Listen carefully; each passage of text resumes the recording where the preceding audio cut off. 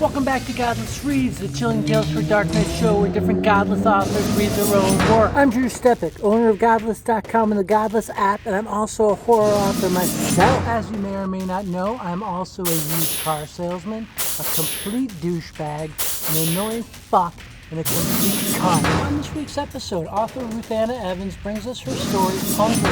I'm going to warn you guys in advance. If you have any problem with animal stories or animal torture or animal shelter stories, you can't watch commercials about animals being tortured, don't listen to this story. And also, don't ever go see Skinny Puppy live in concert. Speaking of Skinny Puppy, the greatest band of all time, they've used animal torture and vivisection videos in their live shows for 40 years. And they've fallen under a lot of criticism for that. But their point is to punch you in the face and let you know how they feel about the mistreatment of animals and animal abuse. So if you do have a problem with reading about or hearing about or watching the mistreatment of animals as a way to punch you in the face, don't listen to me. I gave you fair warning, so don't bitch and moan about animals. You know what to do, killer? Kick back, grab your drug of choice, and let Ruth Anna Evans feed you with her story, Hungry, Hungry, Hungry.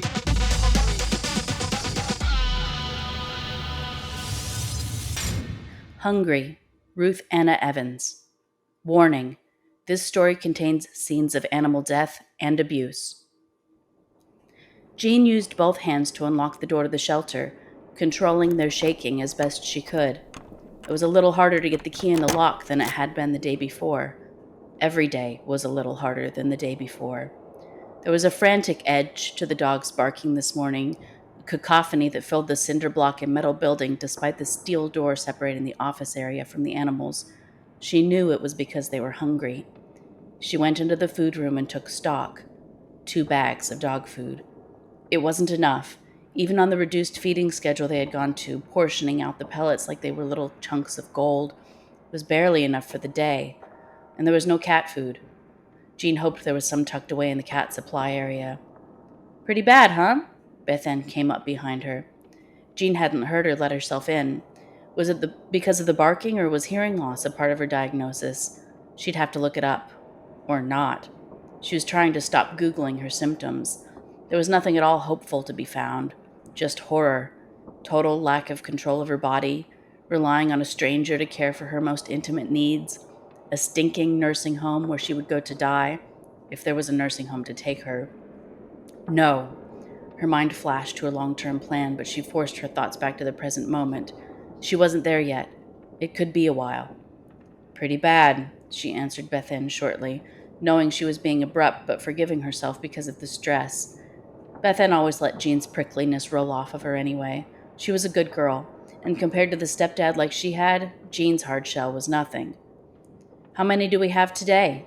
the 17-year-old asked, pulling her long blonde hair back into a ponytail. She would spend the day there, but she had to leave by 4:30 on the dot, or she'd have hell to pay. 2 more dropped off last night.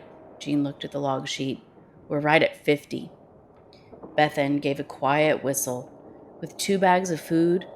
That won't last long. Both of them knew there was no point in going to the store. Donations had dried up, so they had no money to buy food, and the shelves in the stores were nearly as bare as the storeroom. When the shortages first started, they had stocked up as best they could, rushing to fill the shelves before it got really bad. But then the war in Europe spread, and prices tripled, quadrupled, and no one had anything to spare. The phone rang. The phone company hadn't gotten around to turning it off yet, though the bill was long past due. "Hello?" Jean grunted. She usually let the volunteers answer the phone with their cheerful, welcoming voices. They told her she scared people away. But today there was little chance someone was calling about adopting a puppy or kitten. Drop-offs. Always drop-offs now. If they called ahead, it was just to ask if there was a fee to surrender a pet. If she told them yes, they'd drop off after hours, far enough down the road that their license plates didn't show on the camera. "Jean, it's Maria." The hoarse voice on the phone didn't sound like a light-hearted, long-time volunteer who Jean referred to a little sardonically as a ray of sunshine. "I can't come in today. I can't come in anymore." She was crying. Jean shifted on her feet uncomfortably. She hated it when people cried. "You're quitting?" Maria was the volunteer who took care of the cat room, scooping the litter pans and socializing the kittens, handling the vet appointments, when the vet still came. Jean could scoop the pans, but it would take her much longer. I can't afford the gas to get there. My neighbor just told me she can't give me rides anymore. I'm so sorry. Jean knew she shouldn't ask. That would only make Maria feel worse, but she had never been able to keep herself from saying the things that popped into her head. How much food is left? Maria choked out a sob. Jean waited. She remembered that Maria lived alone. This was going to be really hard on her. She could walk, Jean thought to herself. Her legs aren't broke. 1 bag, the woman finally said. 1. Jean sighed. She wanted to say something kind, but it wasn't her nature. Well, if you can't get here, you can't get here, she said. Nothing to be done about that. Let me know if anything changes. I'm sorry, Jean, leaving you and the animals like this. I don't know what you're going to do. It will be fine. Goodbye. Jean hung up the phone. Beth-Ann stood nearby, her eyes wide, having overheard. 1 bag? Jean pressed her lips together and nodded. The muscle in her neck contracted painfully and her head jerked. She tried to ignore it, but she couldn't ignore the pity that sprang up in Beth-Ann's eyes. Jean took a deep, huffing breath, rolled her shoulders, and summoned her strength. Let's feed the dogs first, she said. Beth-Ann nodded and started hauling the bags out. She got the scoops and handed one to Jean. How much today? Normally, feeding a full shelter was 3 bags of food, and they were overfull, with smaller dogs doubled up and crates stacked on top of each other for the tinies. Half a scoop for the big dogs. Just cover the bottom of the dish for the little guys. They walked back to the dog room, and their eyes watered at the reek of feces and urine. Without enough volunteers to walk and clean, the dogs had no choice. The barking, which had mellowed, raised again to a fevered pitch. Jean had long ago become immune to barking dogs. It was part of working at a shelter, but the excitement she could hear today as they anticipated being fed twisted her heart. I'm sorry there's not enough, my sweet pup, she murmured, looking to the wet eyes of a little beagle that was smiling at her, tongue lolling. She opened the cage and scooped a small amount of food into the bowl, spilling a little. The dog's whole body wiggled as she inhaled the food and then licked the floor and the bowl. It was gone before Jean had even closed the cage door. The dog looked up at her and whined, Shh, baby, I'll get you some more food. Jean's standoffishness with people did not extend to animals. With animals, she was pudding, always had been. She wanted to give the little girl a full scoop of food, but she knew it had to stretch, so she moved on to the next cage. This one was 3 nearly grown pit bull puppies, littermates. These were Jerry's dogs, that asshole. They were beautiful, with their silver coats and white chests and sweet eyes, but Jerry always dumped the ones that got too old as he forced his mother dog through another pregnancy so he'd have fresh new puppies to sell. If he sold a couple of puppies out of each litter, it was worth it for him. The rest he chained to a telephone pole down the street, knowing Jean would find them and bring them here. She had reported him, but the police didn't give 2 shits. They figured unwanted dogs were her problem, regardless of where they came from. And she didn't have any evidence of cruelty for animal control. They had stopped taking dogs months ago anyway. Last she heard, the animals had been put down and the employees sent home. No budget for food. Jerry was about due for another batch, actually. It had been about 8 months since she abandoned this group. It was hard to place pit bulls for adoption, though Jean had always had a soft spot for them. They were such loving creatures. Jean let herself into the cage and reached down to pet the ecstatic puppies. They were all puppies to her. She stroked one of the smooth heads while he twisted to lick her hand. Her balance shifted and she stumbled to the side. She reached out to steady herself on the cinder block wall, but her arm didn't move fast enough. She crashed to the ground, banging down onto her hip, her right arm landing in a pile of excrement with a squish. In a second, the dogs were enthusiastically licking her face. She tried to push herself up, but her balance hadn't returned. For a second, Jean felt like crying. She had always been a person who could do anything. Walter had always handed her the tools while she assembled the furniture, had held the flashlight while she fixed the car. And since he died on his last deployment in the Russian-European War, she had gotten the tools herself, held her own flashlight. This weakness was like losing a core part of herself, the most important part of herself. How long before she couldn't care for her animals? And when that happened, what would she have left? But she had a plan, she reminded herself. When it got too bad, she knew what she was going to do. She wasn't ready yet. This wasn't a crisis, it was just a fall. Falls happen. Trying again, she heaved herself onto her knees, Filth covered her arm. Yuck. "Beth-Ann!" she hollered over the dog's barking. "Beth-Ann!" The girl appeared at front of the cage, and her eyes landed on Jean. Her mouth opened, but she said nothing. "Don't stand there gawking, girl. Give me some paper towel and then come help me up." Her ponytail swinging behind her, the teen darted away, then returned a moment later with a roll of paper towel and an embarrassed look on her face. She let herself into the cage where the dogs were beside themselves with joy and started wiping at the muck on Jean's arm. "Give me that." Jean snatched the paper towel away and scrubbed her arm clean. Her cheeks were blazing red. She reached out to Beth-Ann, who gripped her hand with remarkable strength for someone so willowy, and heaved Jean to her feet. The two stood there together. For a second, neither said anything. Then Beth-Ann said quietly, "My bag of food is empty. We only have enough for today." She paused and looked at Jean with tears in her eyes.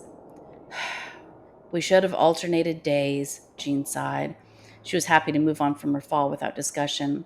"Let's be done in here for today and feed the rest of them tomorrow. Keep track of who ate today. I'm going to take care of the cats." She let herself out of the cage, and Beth-Ann followed her, turning and carefully latching the gate. Every once in a while, someone would forget to secure a gate at night, and they'd show up to open in the morning and find the office trashed by an excited dog. Looking back at the 3 pups staring at her with their goofy faces, Jean wavered. "I changed my mind," she said. "Feed them all today. I'm going to find us some food." Jean slammed the phone into its receiver. "Assholes!" she spit out. Farm King had 2 bags of dog food, but they wouldn't donate them. They said their margin was too small and prices too high to eat the cost of a donation, and they didn't know when they might get more in. The supply chain had fallen almost completely apart. They wished her good luck. She had somehow kept from telling them to shit in one hand and wish in the other. Nowhere else in town had dog or cat food. She had checked. She thought of rice and chicken, an old standby, but the price on rice was sky high, and there hadn't been chicken in months. Maybe if she went to Farm King and asked in person, they'd change their mind. It's harder to tell someone no to their face, she knew from her experience, begging and borrowing around town all these years for her animals. Popping her head in the room while the cats roamed free, she saw Beth-Ann, smiling and covered in a litter of fluffy calico kittens. Jean shared her plan. "Do you want me to go?" the girl offered. On one hand, the men at the store may be more likely to say yes to a pretty young woman instead of a grizzled old bat like herself, but Jean wanted to use that approach as a last resort. "No, I'll do it. Get those cages clean and then start the walks." "We're out of fresh litter," Beth-Ann said. "Damn it. Okay, I'll try to get some of that too. Just scoop for now." Beth-Ann nodded and started carefully detaching a tiny kitten from her shoulder, its little claws hanging on.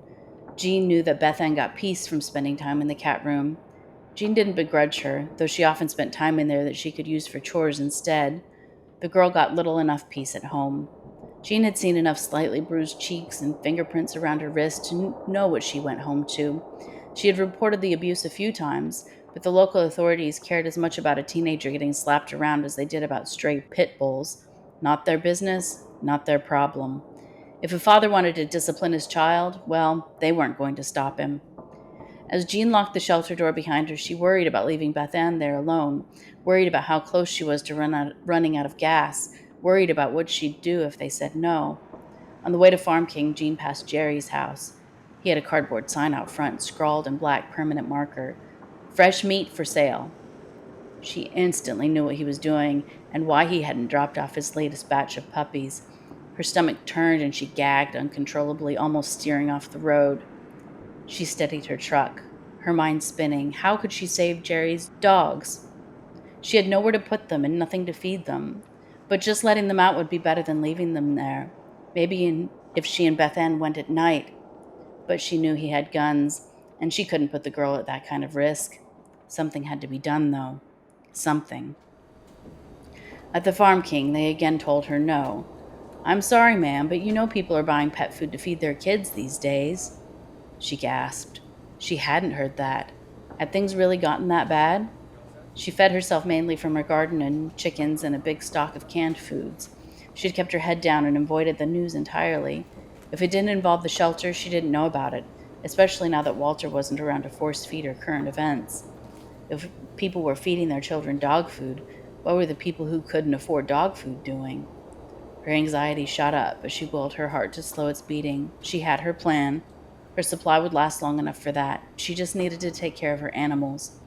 She looked at the bags of cat and dog food sitting lonely on the big pet food center shelf.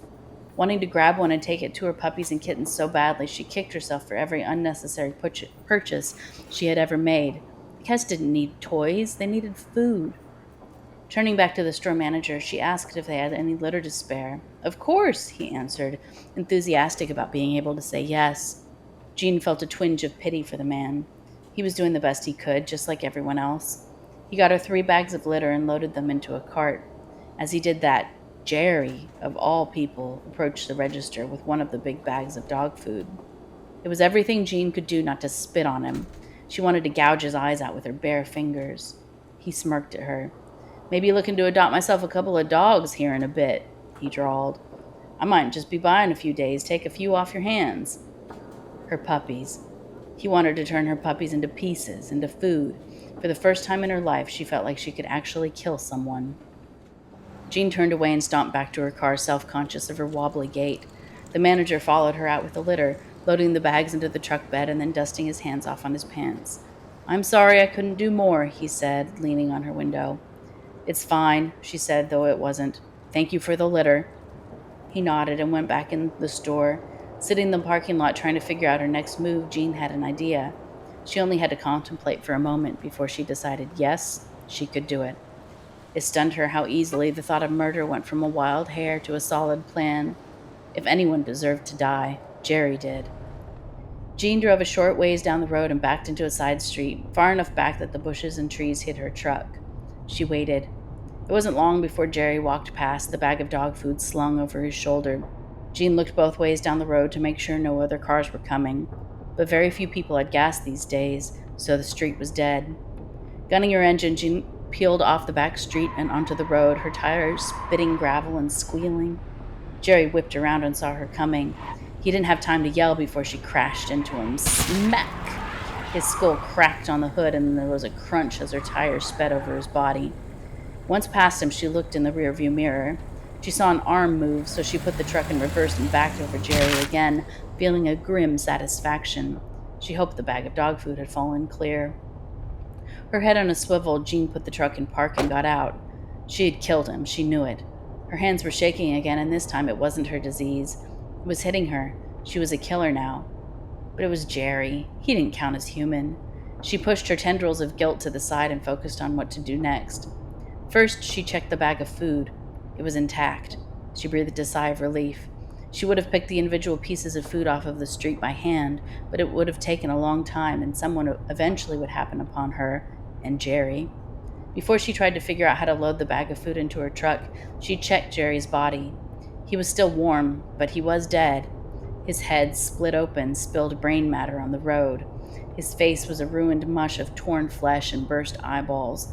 Her tire must have gone directly over his head. That was fine with her, perfectly fine.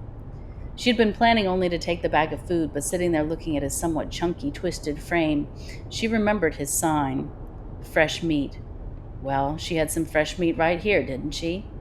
When she had the thought, it was only a matter of figuring out how to get the body back to the shelter.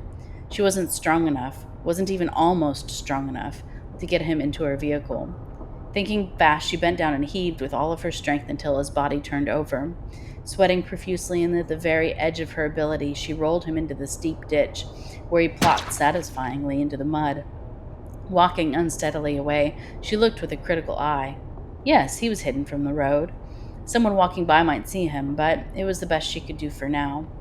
The dog food bag was too heavy for her to lift into the car. Jean used her glove box knife to split open the bag and dug around behind the seat until she found some grocery bags. She started transferring the food from the big bag into the small ones when a car drove slowly by, wheels crunching on gravel her tires had spit onto the road. She stopped breathing. Her heart thudded in her chest, but she lifted a hand in the standard small-town wave and gave a grimace of a smile. The driver's eyebrows raised, but they waved back and drove on. In a different time, they would have stopped to help, but people had become warier these days. When she emptied the bag enough to lift it, she muscled it into the passenger side of the truck. With a last check to make sure she couldn't see Jerry's body, she got into the truck and drove back to the shelter. Exhausted, she stayed in the truck and leaned on the horn until Beth-Ann popped her head out the door. "Any luck?" "Yes. Get in." Beth-Ann darted back in and grabbed her backpack, then hopped in the cab. Food, yes! There's more, Jean said grimly. Seriously? Jean just nodded. Eyeing the gas gauge, she drove to her own house. She handed Beth-Ann the keys to the shed. There's a chainsaw on the back bench. Get that. And the branch cutter. They would need something smaller for the fingers and toes. Jean leaned over the glove box and started rummaging through it. Beth-Ann hesitated with her hand on the door handle, a questioning look on her face. Hurry, girl! Beth-Ann hopped up and let herself out into the shed. Jean started emptying the glove box. Please be here. I know you're in here. Aha! She pulled out the converter that would allow her to plug her saw into the truck. She silently thanked Walter for his obsession with handy doodads. Yes, this would all work just fine. Beth-Ann put the tools in the back of the truck and climbed back in. She didn't ask any questions, but she fixed Jean with a "tell me what's going on" look. If we're going to get this food for the dogs, I need you to do everything I ask you, was all Jean would say, deciding to wait to tell Beth-Ann what was going on. If the girl freaked out when she saw Jerry, then she freaked out. Jean was taking all kinds of risks doing this, cutting a man up on the side of the road in broad daylight. Maybe they should wait until dark. Probably they should wait until dark. But then she'd be leaving his body on the side of the road all day. What if someone found him? What if he went bad? They needed the meat. The dogs were hungry. There's a box of big leaf bags on the bench in there, too, Jean remembered. Go grab those and let's go. Beth-Ann didn't hesitate this time, just got the bags and got back in the truck, ready to go. Jean felt a fondness for her. She really was a sweet girl. Jean hoped she would stay with the dogs when she wasn't around anymore. Jean pulled the truck to the shoulder and parked. No one was around. Good. She hoped it would stay that way. Are we out of gas? Beth-Ann asked. No. Jean let herself out of the car and, looking over her shoulder, told Beth-Ann to bring the saw and the bags. She carefully descended into the steep ditch, inching down backwards and supporting herself with her hands. At points she didn't know if her balance would hold, but she made it to the bottom.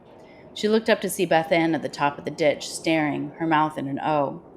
Jean looked back, unashamed. It was Jerry. Beth-Ann's face changed to one of disgust. She hesitated only a moment, eyes on the body, then she nodded slowly. She went back to the truck and plugged in the chainsaw, then sat down on the edge of the ditch and scooted her way down, the saw cradled in her lap and the trash bags tucked under her arm. Good girl, Jean said when Beth-Ann made it to the bottom. We need to get him in the truck. Beth-Ann spoke softly. Let's cut him and bag him up first, and then I'll carry the pieces up one at a time. The pieces will have to be pretty small. Jean reached for the saw. It was light, as she remembered. Even with her unsteady hands, she felt like she could operate it. She was worried about the bones, though. They'd just have to see. She started with his head. The chainsaw wasn't as loud as she had feared it would be, more a humming buzz. She slid the saw into his neck, and the skin and muscles separated smoothly. At first, the blood splashed onto her pants, but she adjusted her position, and the spray went away from her. Do you need me to do that? Beth offered when Jean paused to rest her arms. Jean looked at her, taking aback at the 17-year-old's willingness to take on such a task. I'll do it till I can't. We don't want to tire you out. I won't be able to carry the pieces up the hill. She was impressed that the girl wasn't throwing up in the bushes. Tough kid. Beth-Ann dug out a garbage bag and draped it over Jerry's body, then did the same with a second bag. Smart. Jean finished with the head, which fell away and rolled a bit. Happily, the spine had severed fine. The saw handled the bones without trouble. Grabbing the head by the ears, Jean tried to lift it and drop it into the bag Beth-Ann was holding out, but her arms gave out completely and her shoulder muscles spasmed. She shuddered and jerked uncontrollably, dropping the head past the bag. It splatted in the mud. There was so much left to cut up. Jean needed her arms to work. Rage at her condition filled her chest, but there was nothing she could do. Beth-Ann was already collecting the head and bagging it, then picking up the saw. Jean watched as she severed and bagged one arm after the other, moved on to the legs, which she cut at the knees and then the groin. Her face and arms were splattered and smeared with blood. Jerry, the girl muttered between cuts. Fucker ought to be dog food. Jean had never heard Beth-Ann curse before, but she was cutting up a dead body, so she was grown enough, the older woman figured. Yup, she replied. That's what I thought. The only thing left of Jerry was his bleeding trunk, which was still too heavy for Beth-Ann to haul up the hill alone. They'd have to cut him down the middle. Beth-Ann was almost done when they heard a shout. Hey, ladies, y'all okay down there? They looked up and saw a state trooper bending over the ditch, looking at them with alarm. Jean moved in front of the body. Beth-Ann kept sawing, hurrying. Jean thought fast. We're good. Got us a deer, so we're doing the work right here. Too big to carry in one piece. Okay. He held her eyes, judging the situation. She steadied her nerves and tried not to twitch. Behind her, Beth-Ann turned off the saw. Jean turned and helped her scramble the last 2 chunks of Jerry into the black garbage bag. She hoped the trooper couldn't see the blood-covered masses of tissue were wearing clothes. She tied the last bag closed just as the man clambered down the hill and stood next to them. Well, let's get these bags up to your truck, then, he offered. Jean and Beth-Ann looked at each other. Jean shrugged. Beth-Ann bent down and hefted up what was likely a leg piece, handing it over to the trooper, who cradled it and sideways walked up to the ditch, and deposited it in the truck bed, then headed back down for the next load. Beth-Ann stared at him as though he had 2 heads. Jean, who was trying not to laugh, jabbed her in the side. Act normal, child, she hissed. Nodding, Beth-Ann picked up both of the arm-shaped bags and hauled them up the hill. Jean picked up the head and saved it for her. The rest of the parts were vaguely deer-shaped parts. He finished carrying the loads, and Beth-Ann took the head up. Do you need a hand up, ma'am? He was very polite to ignore the blood all over both Jean and Beth-Ann. No, Jean had to force herself to add, thank you. She propelled herself up the side of the ditch, using her hands to steady her and almost losing her footing several times. Her ears blazed red, knowing the trooper was watching her. Beth-Ann kindly made herself busy on the other side of the truck. At the top of the hill, she allowed him to take her hand and pull her the rest of the way to her feet. She dusted herself off. Thank you, sir, she said with as much dignity as she could manage, splattered with human blood. We'll be on our way. He tipped his hat at her. Yes, ma'am. You enjoy that deer. He paused. Now was when it would have been normal to offer a piece of venison in exchange for the help rendered. Jean froze. Customarily, he would refuse it, but what if he accepted? These were hungry times. He might. She couldn't take the risk. Well, thank you again, she said stiffly, and walked to the cab of the truck. He looked at her strangely, but went back to his cruiser, got in, and drove away. She looked back down to the ditch. In the blotch of blood, she saw a single shoe. It took forever to take the body apart into small enough chunks for the dogs to all get fed.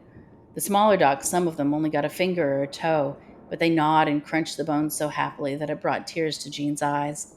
When they were done, Beth-Ann flopped into the reception chair with an exhausted sigh. She had done most of the heavy work. You did a good job, Jean admitted. Thank you. Beth-Ann smiled. So did you. Her eyes strayed to the clock on the wall and her smile dropped. Oh, crap! Oh, no! She grabbed for her backpack and ran for the door, letting it fall behind her without a goodbye. Jean knew immediately what was wrong and kicked herself for not watching the time more closely. Beth-Ann arriving home late was not a small thing. Not a small thing at all. And she was going to show up covered in blood. She would have hell to pay from her stepfather, that brute. He had forbidden her from volunteering at the shelter, but she did anyway during the hours he was at work. But if she wasn't home before he got there, he knew where she had been. He always knew. Jean felt helpless. She wanted to do something for Beth-Ann, shelter her somehow the way she did her dogs and cats, but there was nothing. Nothing short of killing him would stop the abuse. Nothing short of killing him. The dogs would be hungry again soon. Jean had an ancient rifle, and shooting the man would be the easiest way to take him out. But with her tremor, she probably wouldn't be able to aim well enough to hit the broadside of a barn before he fought back. She needed another plan. First, she thought the bin of pentobarbital doses the vet had left her the last time he visited, just in case it came to that. He had brought her everything he had, so she had enough to take out a full-grown man. But the problem was that she couldn't give the animals the meat if she killed him that way. It could kill them, or at least make them sick. Besides, how would she get close enough? When she went to bed that night, swallowing her handful of pills, she was still thinking about it. She was thinking about it when she got up in the morning, showering and then eating peaches from the can before collecting the eggs from her chickens, only dropping a few. She was stumped. He was a big man and mean. She was an old lady with no strength and poor balance who couldn't trust her arms and legs. She got lucky with Jerry in the truck, and that had been a near thing. But there had to be a way. Jean was getting ready to let herself into the shelter next morning when her cell phone rang. It startled her. So few people ever called her that she had thought the line was disconnected. When she answered, it was Beth-Ann's voice, a little breathless, almost giddy. "I need you to come get me." "Are you all right?" "I'm great. Bring your saw." The girl hung up. Jean, astonished, stood with the phone in her hand and gaped at it for a minute. Surely not. How? That tiny girl? Jean headed back to the truck, checking to make sure all the saw was in the back. But as she tried to start the engine, her hands shook so badly that she dropped the keys. When they fell to the floorboard, her leg jerked, kicking them out of reach. She laid her head on the steering wheel and closed her eyes. "Not yet, Lord, please, not yet." Her lips moved in the desperate prayer of one whose disease is a speeding train with only one destination. It was inevitable, the conclusion. She just needed the train to slow down, at least until she had a longer-term solution for her pups. There were only so many evil men to mow down. But it sounded like there was a solution for today, at least, and Beth-Ann needed her help to make it happen. Gathering her will, Jean forced her arm to follow her commands and found her keys. She almost cried at how difficult it was to get the key to the ignition, but in the end she did it. As she drove, Jean tried not to think about all the signs that had popped up over the past few weeks that her disease had progressed. She remembered her most recent conversation with her doctor when she was still bothering to go. "I can't tell you how quickly your symptoms will get worse," he had said, "just that they will. You may live a good number more years, but you need to prepare yourself to get the help you will need. This is not something you can do alone." Jean had left the appointment, driven to the shelter, gotten 4 vials of pentobarbital and a syringe, driven home, and put them in her fridge. She made a list of daily, monthly, and yearly tasks the next director would need to know about, whoever it would be. Then she went and got herself a milkshake. Strawberry. Pulling up in front of Beth-Ann's house, Jean couldn't tell anything was amiss from the outside. The tight little windows were covered with sheets, as they always were, the peeling doors shut. She went to the patio door and knocked softly. The door flung open. Beth-Ann stood, hands dripping with blood, an uncertain smile on her face. Looking closely, Jean saw the beginnings of a black eye. "Girl, what in God's name happened?" Beth-Ann shrugged and looked innocent as a girl could look, dripping with blood. "The dogs are still hungry," she said, holding the door open for Jean to come in. Jean followed her through the house, which was not quite a hoarder's nest, but almost, and into a dark back room that smelled of body odor and blood. On the bed, neck gaping open, was the stepfather, Tom or Ted or something. Jean had always struggled to remember. It didn't matter now. He was clearly dead. A long, sharp knife lay on the bed next to him. It was obvious what had happened. Beth-Ann had cut his throat in his sleep. The girl stood next to the bed and looked at the body, her hands clasped under her chin. She said nothing. Jean felt the urge to put her arm around the teenager, but she hadn't hugged anyone since Walter had left for deployment the last time, and she wasn't going to start now. "He had it coming," Jean grunted. "You'll have to go get the saw. I can't carry it. Wash your hands first. Where are your trash bags? I'm out." Beth-Ann brought the saw in, and they went to work. They cut the pieces smaller this time so there would be less to do when they returned to the shelter. Jean wasn't able to help much, just hold the bags open while Beth-Ann dropped the pieces in. But she knew the girl needed moral support more than anything. This would be a grisly task alone. Beth-Ann rested for a moment. The shiner on her left eye was darkening. If he wasn't already dead, Jean would have wanted to kill Ted or Tom or whatever his damn name was.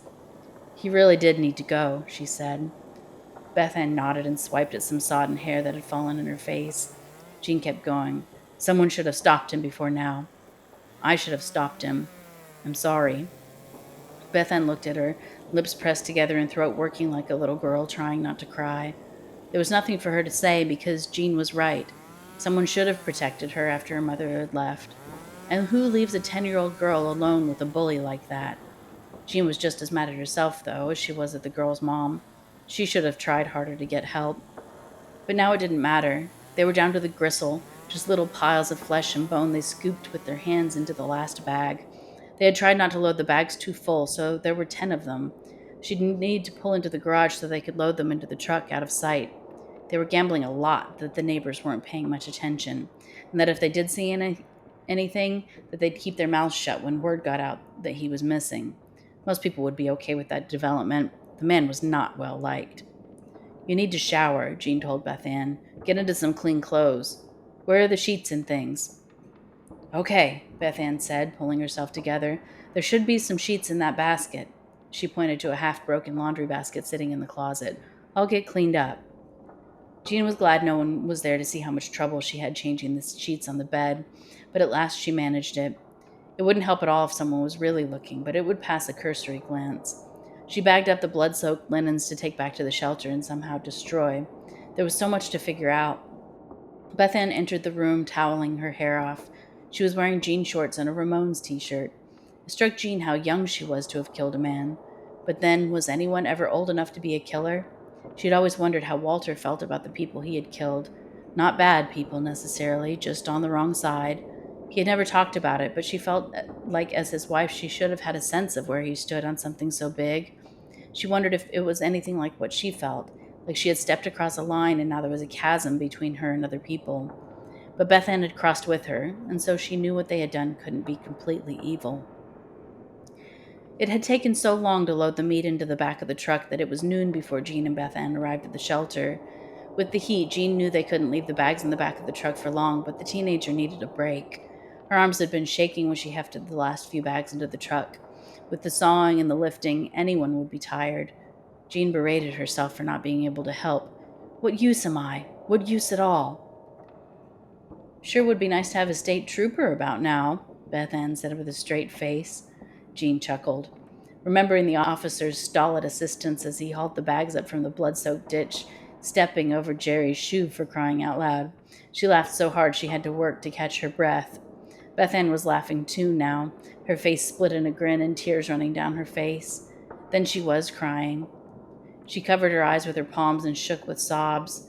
Jean, without thinking, reached out and put her hand on Beth-Ann's shoulder. For once, her hand was steady. She gave the girl a squeeze. It's okay, hon. It's better he's gone. The girl wiped her eyes on her sleeve and took deep, deliberate breaths. She closed her eyes for a moment, then met Jean's gaze. You're right, she said. He was an asshole. But what are we going to feed them next? He'll be gone in a day. Let's worry about tomorrow, was all Jean could think to say. I think these bags will be okay in the truck for just a bit. Let's get inside and give your arms a rest. The two went to the building and let themselves in, and Jean realized the barking was coming from just inside the door rather than back in the dog area. The hair raised on the back of her neck. Something was wrong. Jean managed to unlock the door and jammed her leg in the opening as she eased it open a crack. The 3 pit bull puppies were bouncing on top of each other, thrilled to see her. She looked behind them. No other dogs were out. Damn, I must have left the cage open. Hey, little guys, Beth-Ann cued, helping crowd the dogs back as they squeezed into the building. Oh, no, she said. No. What is it? Look. Beth-Ann pointed at the female puppy's muzzles as she moved through the office toward the cat room. Jean looked and realized the dog's mouth was covered in blood. And worse, fur. She froze. The dogs put their paws on her legs and looked at her, wondering why she wasn't lavishing them with love. All she could do was stare in horror at their red tongues and the fluff peeking out from between their teeth. Please tell me it's not, she whispered. Beth-Ann shut the cat door behind her. Jean could hear her weeping. It was a different cry than the one in the truck. It was the cry of a heart completely broken. Jean thought back and knew with a sick feeling that she had left the cage open when she had given the pup some extra love the evening before. Beth-Ann must have let the cat room door unlatched. Together, they were culpable. This was so much worse than the 2 people they had killed. So much worse. They would never forgive themselves. Beth-Ann opened the cat room door, a little bundle carried in a towel. Jean started toward her. No, don't look, the girl said, still crying. Please don't look. I'm so sorry. Her tears were contagious, and Jean's eyes started leaking. It's my fault, too, she said. She paused. How many? A sick look passed over Beth-Ann's face. I can't tell for sure, she choked out. This is Sadie. She looked down at her little bundle. And there are 2 of the tiny ones I can't find. One of the puppies nipped at Jean's hand, trying to get her attention. She touched his head gently. Not his fault. They were hungry, still so hungry. With a shuffling, unsteady gait, Jean led the dogs back to their kennel and locked them in. She leaned her head against the chain link. The rest of the dogs kicked up into a frantic cacophony, telling her they, too, needed to eat. Most had only had a few morsels of meat from Jerry. Jean felt Beth-Ann standing behind her. She turned. "We have to feed them." "Yes," Beth-Ann nodded. "I'll get the cart. That will make it easier." Jean knew they would never speak of the kittens again, but neither would ever forget what had happened. They loaded the bags onto the wheeled cart and dragged it inside, beginning the arduous task of portioning out the meat. He was a leaner man than Jerry had been, and there was less fat and muscle to go around. Several times their eyes met, with the unspoken knowledge that the path they were on was not sustainable. Eventually the chainsaw would dull, and even more of a problem, they were out of bodies. But for that day at least, the dogs had food. When Jean filled their bowls with flesh and bone, doling out as much as she could, their eyes lit up and they smiled, wet noses nudging her hand away so they could gulp down the food. At the end of her row, she stood and watched a beautiful German shepherd eat for a moment, her heart relaxing knowing that this dog would have a full belly. A horrid thought sprang up in her mind. Jerry's dogs. She had forgotten them. She didn't know how many were left, but the mother dog and at least one male were still in that awful place. Jean couldn't leave them there. They would run out of water, starve to death in their crates. "Beth-Ann," Jean said, making triple sure to secure the latch on the cage she had just left. The girl popped her head around the row of cages, her eyebrows raised. Jean met her eyes. "There's something else I have to do. Can you stay here and take care of the cats?" It was going to be awful, Jean knew. Just as she and Beth-Ann had processed Jerry, he had been processing his dogs. She didn't want to take the girl with her, didn't want to expose her to such sorrow, especially after the kittens. "Do you need help?" Beth-Ann asked. "No," Jean answered. She paused. "Don't leave before I get back. You're coming home with me tonight. I don't want you in that house by yourself." Beth-Ann looked a little abashed, but nodded. Jean knew the girl would feel awkward about coming home with her, but that going back to that blood-soaked scene would be worse. Jean used both hands to insert and turn the key this time. The truck coughed to life, the gauge sitting on E. One more thing that was almost gone. She hoped the truck would make it to Jerry's house and back. Her own house was within walking distance in a pinch, thank goodness. The truck sputtered its way to Jerry's house, a brown ranch surrounded by a sagging chain-link fence. Looking both ways, Jean got out of the truck and let herself in the gate. The weeds were nearly waist-high, poking through the broken pavement path to the door. Knowing the front door would be locked, Jean pushed through the grass to the back of the house, feeling an exhausted pull in her limbs that she tried to ignore. The back patio was filthy, piled with empty, broken dog crates and crusty chains, but that wasn't what she was looking for. The patio door had a glass window in it. Good. Jean had grabbed her knife from the glove box. It was Walter's old military knife and had a glass breaker on one end. She quickly shattered the pane, then reached in and unlocked the door from the inside. The dogs somewhere inside the house started barking in alarm.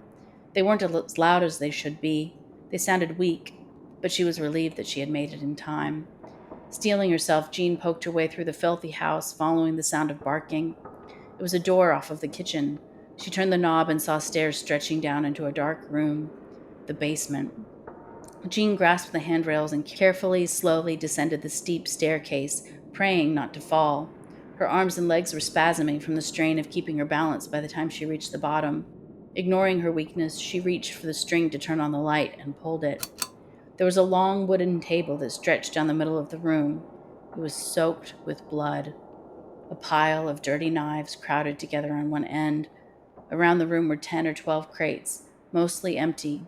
There was a many-layered, dense smell that stuck to the back of her throat.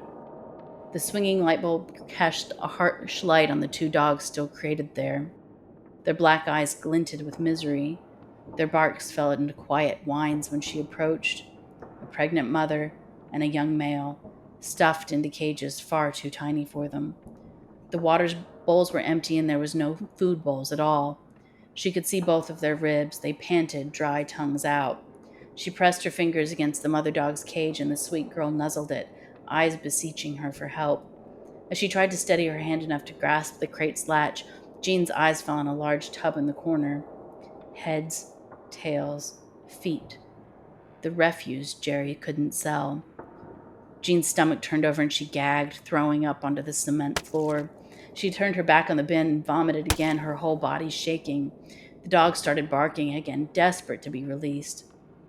Those dogs, those poor, poor dogs. and the living ones who had watched, the mother dog whose puppies had been taken and dismembered in front of her. Pulling herself together somehow, Jean reached over and fumbled the latch open for the female dog. The pit pushed her way out of the cage and ran to the stairs, scrambling up clumsily.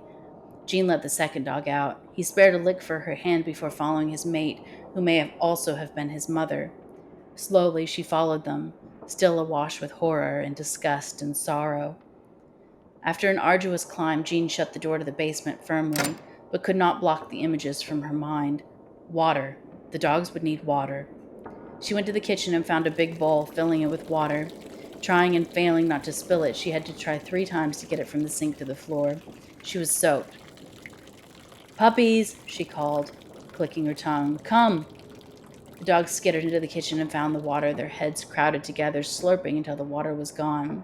They looked at her in gratitude and then ran for the door again. Jean knew she couldn't take the dogs back to the shelter. There wasn't any food left, and there was no room. She had to let them go. Going to the door, she propped it open. The dogs ran like bullets to the yard, where they immediately relieved themselves. When was the last time they had been out of their crates? She didn't want to think about it. Jerry had only been dead a day, but who knew how long he had left them locked in those tiny cages before that? Before leaving, Jean refilled the bowl of water, found a second bowl, and filled that one too. She let herself out of the gate, letting the dogs out with her and leaving it unlatched behind her. The dogs stood and watched her solemnly as she pulled the truck door shut. She drove away, watching them in the rearview mirror. They sniffed around the gate for a moment and then took off down the street in the opposite direction. Jean had always been so enraged at people who dumped their dogs to fend for themselves, but now she had no choice.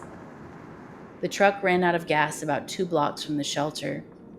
Jean got out to walk. Her shuffling footsteps took her slowly down the road. Several times she had to stop and catch her breath. She was almost there when her legs gave out completely. Crumpled on the sidewalk, she came up with a new plan. Beth-Ann was standing outside the shelter watching the road when Jean crawled into her line of vision.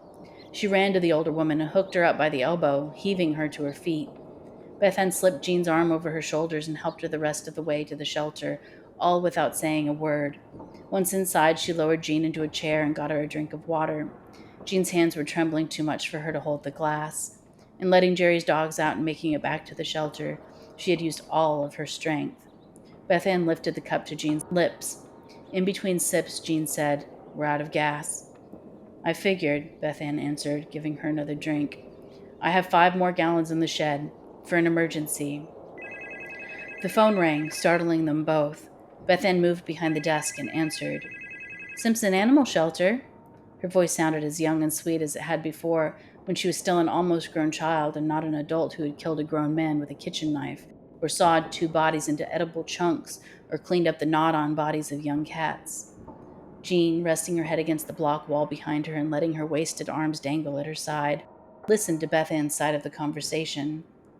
"We're full," she started to say, then she paused, and her eyes met Jean's. She listened for a moment, then said, "You can bring her in tomorrow. We'll be here at 9 o'clock. Jean raised her eyebrows questioningly. They couldn't take any more animals. Then she realized why Beth-Ann had said yes. A person would come to drop off the dog. A person who could be made into meat. Was abandoning your animal to a shelter sin enough to warrant death? They had always half felt that way, but it had never been an actual possibility before. Beth-Ann hung up. "No," Jean said. "What else are we going to do?" "I don't know, but we'll get caught. We'll keep it clean, say we never saw them." Jean couldn't believe the girl was actually considering taking such an enormous leap. Animals were Jean's life, but could she kill an innocent person for them? She looked at Beth-Ann, checking for a hint of insanity in her eyes, but she just looked determined. No matter what it took, the animals were going to eat, even if it meant she had to kill, over and over. Jean decided she was going to have to carry out her new plan tonight. It had to happen sometime, and things were spinning out of control. "Go ahead on to the house," she said. "I'll be along in a little while. We'll talk about this together." "How are you going to make it there? You can barely walk," Beth-Ann answered. The girl had gotten so much braver, Jean realized. "I want some time alone here. I'll be fine."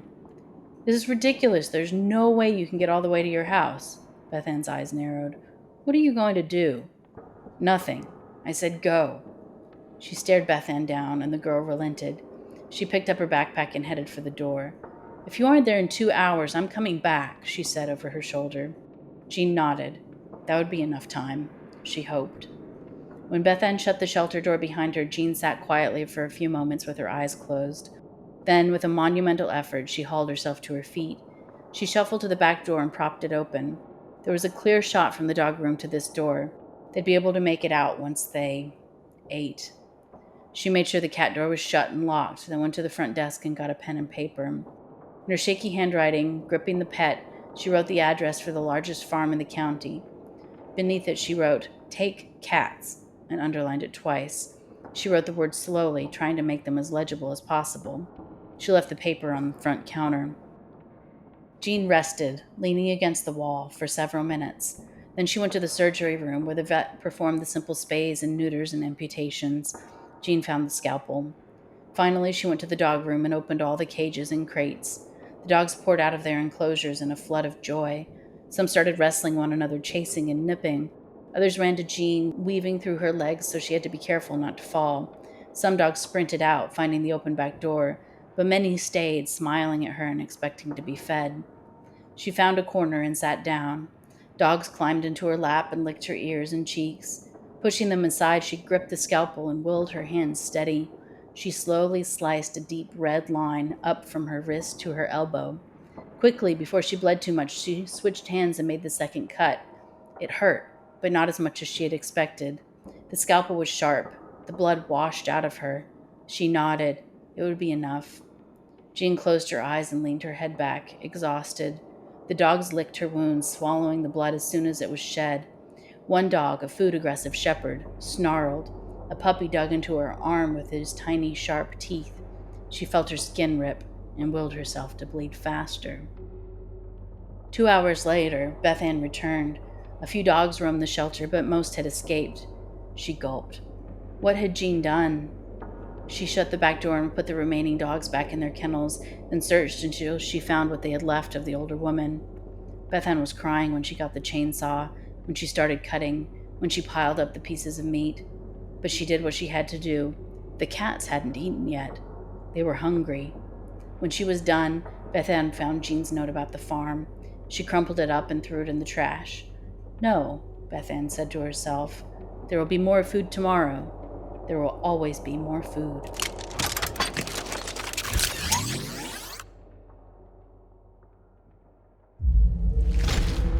Chilling tales for dark nights.